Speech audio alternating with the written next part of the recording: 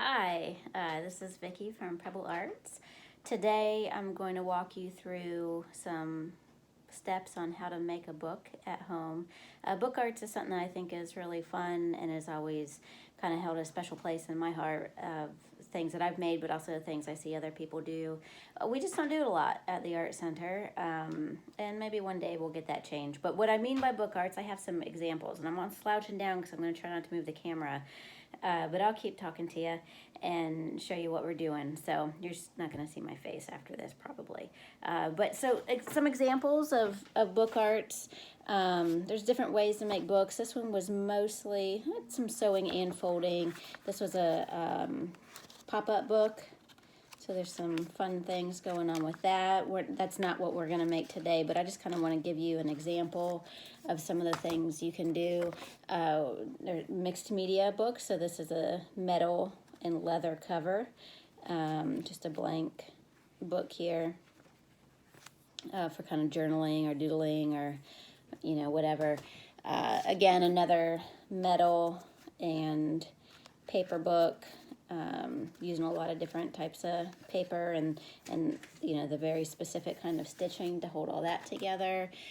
This book was made completely just with folding and glue. So, and it's one of those accordion deals. It didn't have any sewing involved.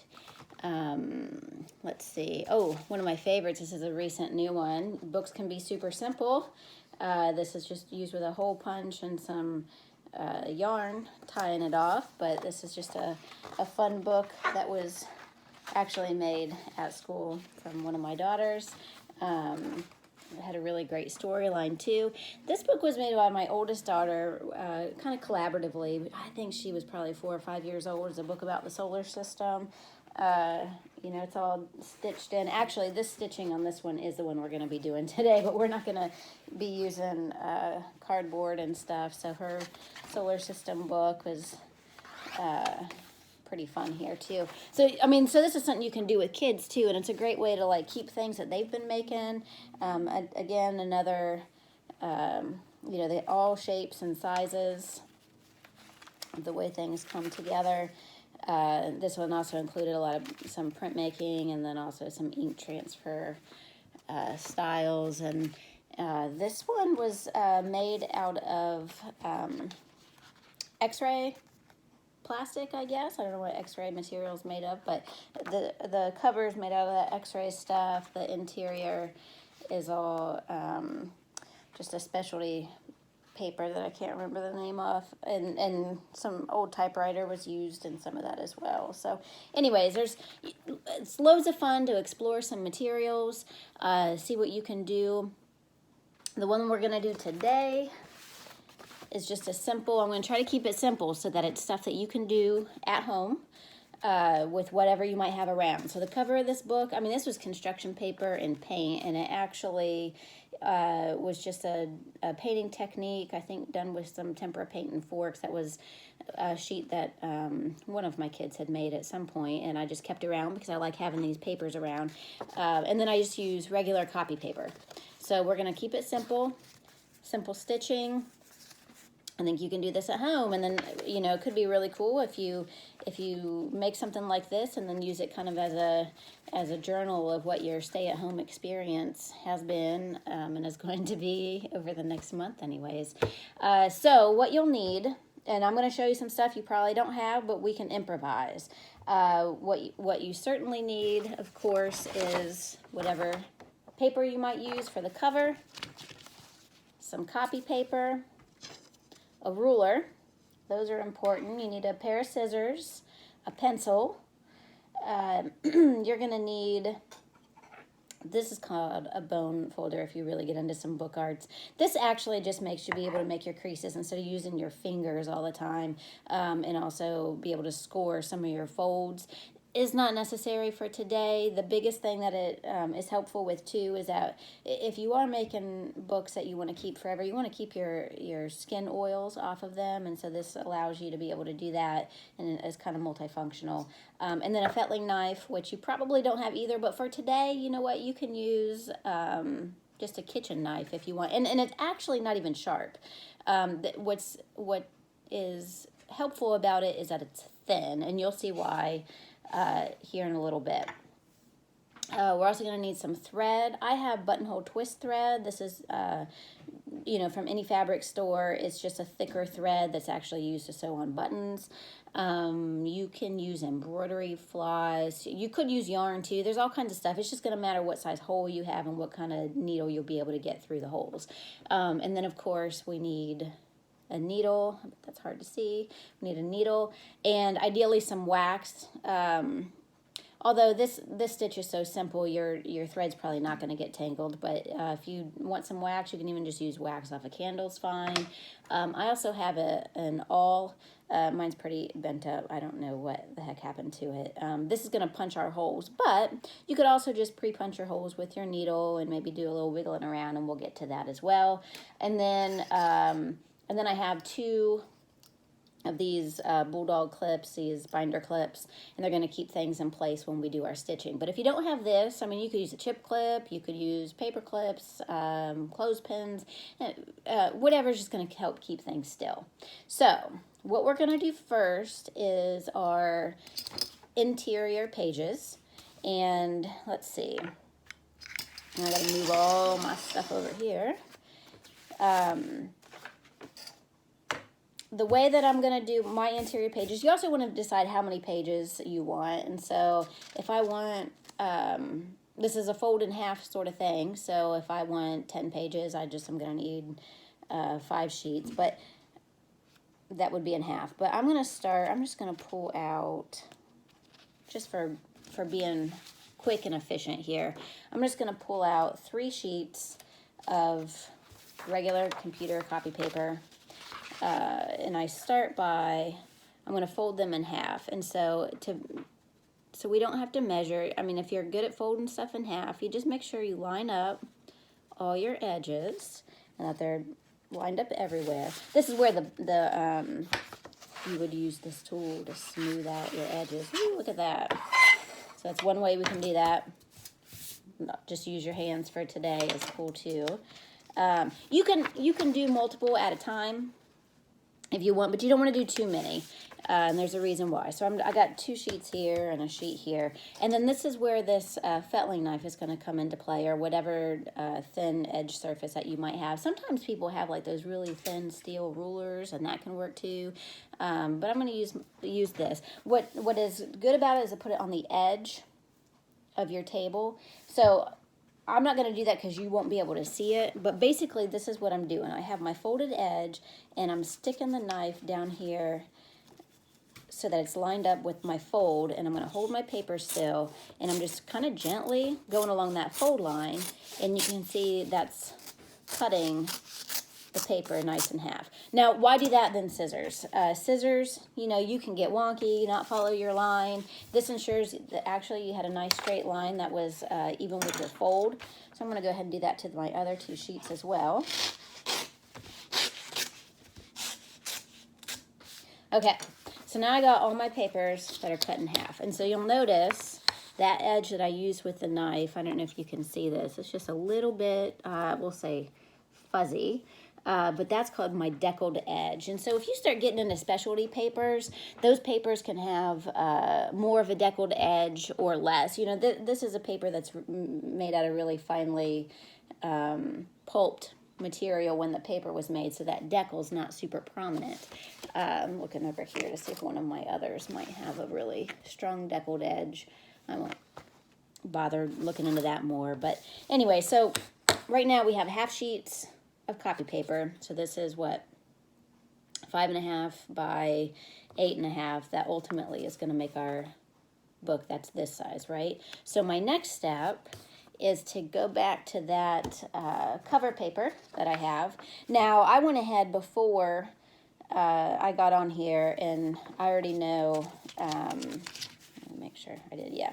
So this is already 9 inches this way. So I know that this is 8.5 by 5.5, so I want my cover to be 9 by 6.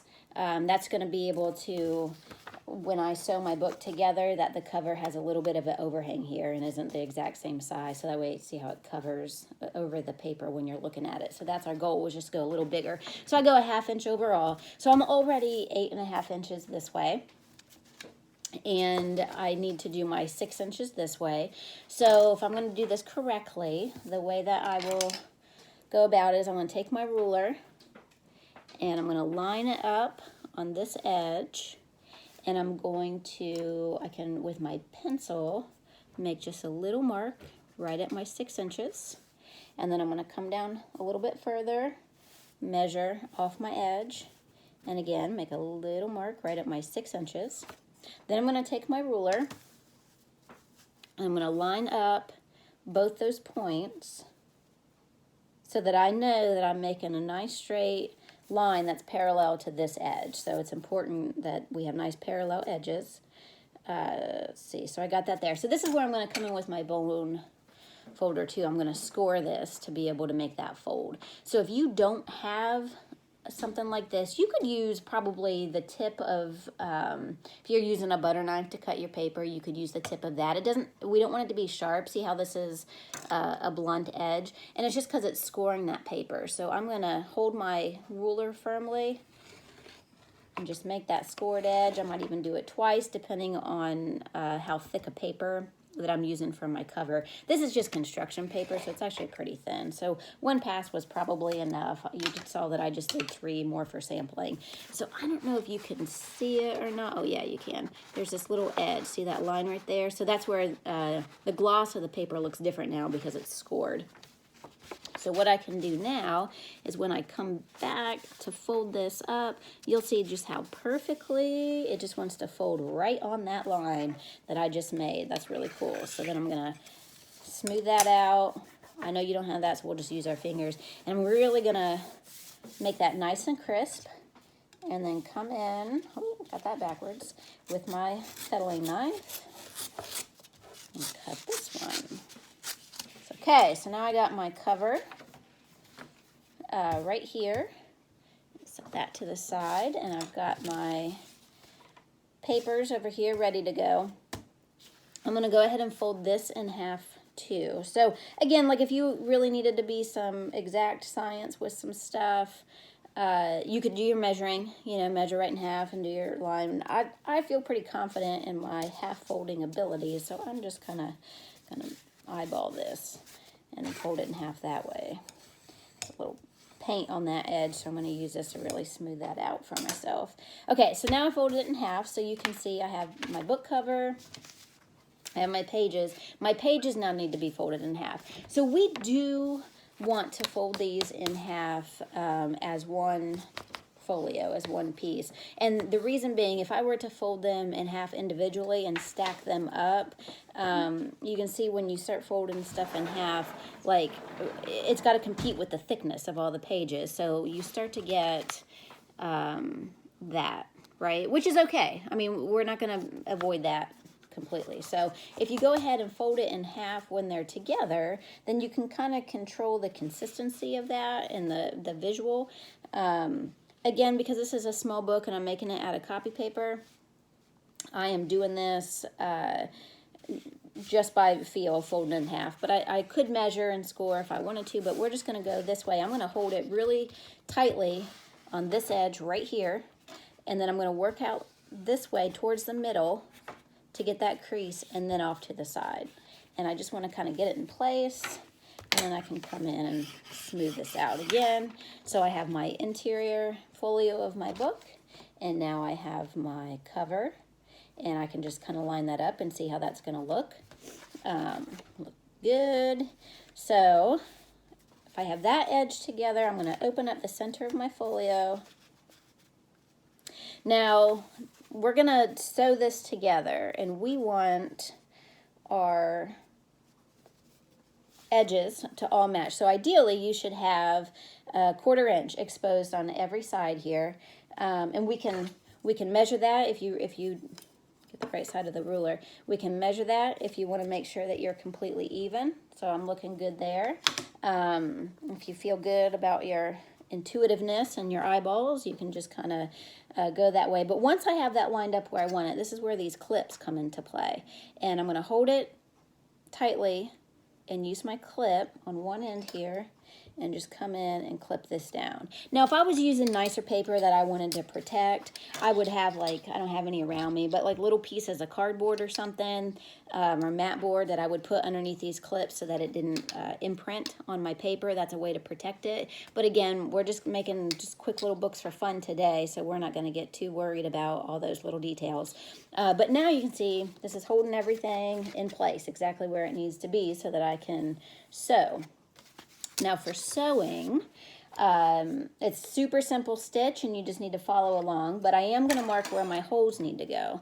So with my ruler, I'm gonna come in here and I'm gonna mark the middle of my book, right? So I'm looking for, if I go just from page edge to page edge, I'm looking for 2 3/4 of an inch. I'm just gonna make the tiniest little mark because I don't need it to be very big.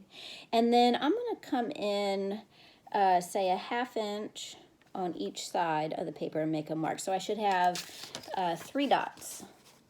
You can see them. There's one there, one in the middle, and one over here. So these are equal distance from the edge on the inside, and this one's right in the center. And so this is where I'm going to come in with my awl, or if you need to use a needle, you can. You might need like a thimble or something, or even just anything to help push it through so it doesn't hurt your thumb. But what I'm going to do is I'm going to take this awl to poke a hole. So I'm going to start in the center one. And the thing that's most important, so I kind of want to keep it a little bit folded when I punch it through, because I want to make sure that it comes out in my spine. This is the spine of the book, and I want to make sure that needle comes out in the spine, because it's really easy to get crooked and punch it through and it come out over here. And for your first book, that's okay. If that's what happens, you're good. But we're gonna try to get it right in our spine. So I'm gonna go ahead again, and I'm lining this one up here, and I'm punching it through, and you can see it came through on the spine on the other side. Pull that out, and then once again I got my 3rd hole here and punch that one through. So we got that. So now I've got my 3 holes in my book, and it's time to sew. I'm gonna get my needle, which right now I already have thread on, but I need a longer thread. So I've got my needle, I've got my thread, and we're gonna go long because it's better to have long and make it easy, and we can always cut off the tails. So for this little book, I'm just gonna kind of do like an arm length. I'm gonna cut that, and then let's see if I can actually get this threaded fairly quickly, or if I'm gonna struggle with it here. Sometimes you might find that you have some issues using thicker thread and trying to find the appropriate needle. So a good needle that works would be like a tapestry needle. They usually are a little bit thicker and have bigger eyes, and so that helps you pull your thread through. So I got it threaded. I'm going to pull it through some. We're not going to have a doubled up thread. I don't know if you can see this. It's nice and long, has a nice long tail, and that's all I need to do. Now, if I feel like I need to wax this at all, and waxing just helps you pull it through better, keeps the thread from being tangled. Like I said, on this project, we don't really need to wax it. You know, you're going through 3 holes. It's not a super long thread. Our paper's not really thick, so it should be okay. But if you did want to wax it, or you want to get more adventurous in the future, you just hold it against your wax, hold it down with your thumb, pull it through, and now I have a piece of wax thread. That just makes life a little bit easier. So how we're going to sew this, we're going to turn the book over, and we're going to find that center hole, and we're going to push the needle through. Now make sure, like, things could have shifted. We want to make sure we go through the hole and that we're not punching a new hole. So just be gentle and kind of feel your way through it. So I have it coming through. I'm going to pull it, and I'm going to pull it. Let's get this turned here. I'm going to pull it until I have a tail that's, let's see, there we go, like maybe, I don't know, is that 4 or 5 inches long? And I'm going to leave that tail hanging out. I'm not going to knot anything or anything. I'm just hanging it out. Then Oh, this lighting is terrible. I apologize. We're going to come in and find that top thread, that top hole, and do the same. And gently, because we don't want to pull it through the other hole too, we're going to pull this one through just till it's nice and taut. So now we have a line there. This is how we're looking in the back. See, I came out the top. Now I know I need to adjust my tails hand long, so I'm making my thread a little longer. Now we're gonna go straight all the way down and come in the last hole from the back of the book. Ooh, see, I lost my thing. I'm gonna line that up. Through the back of the book, out the front. So you should be looking like this. Pull that one nice and taut. See how it's down the back. We have a nice straight line. And then lastly, we're going to go through the center again.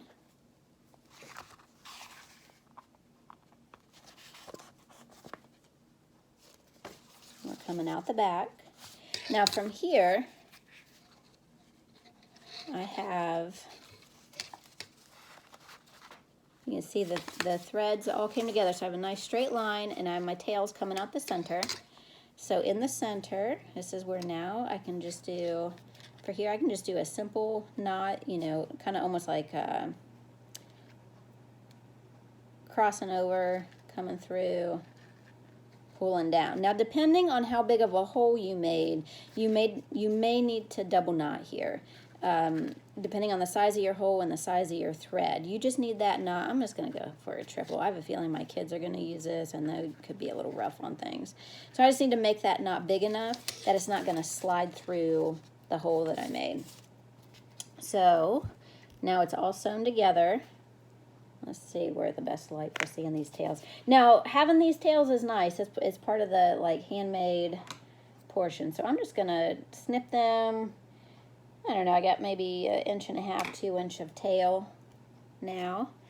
You can see that. I can take off my clips and we have a book. There's the center of the book. And ta-da! All right, so let's see. Move you back here. All right, so now you've got your book. Fill it with all kinds of stuff. You can, some ideas of how to fill your blank book. Like I said earlier, I think you could do some journaling in it if you're more the writing style, creative writing type person. You could make stories, you could journal. If you want to do a drawing a day, let's see, I probably have, I probably have 16 pages in here, so I could do 16 days of drawing and just every day pick a different thing to draw. There's all kinds of stuff that we could do with this book, but we want to see if you make any books and how they turn out, so just post them in our comments of our Facebook or Instagram, and or if you just want to email us too and we can share it in our way. But I hope you have fun and have a wonderful day and keep creating.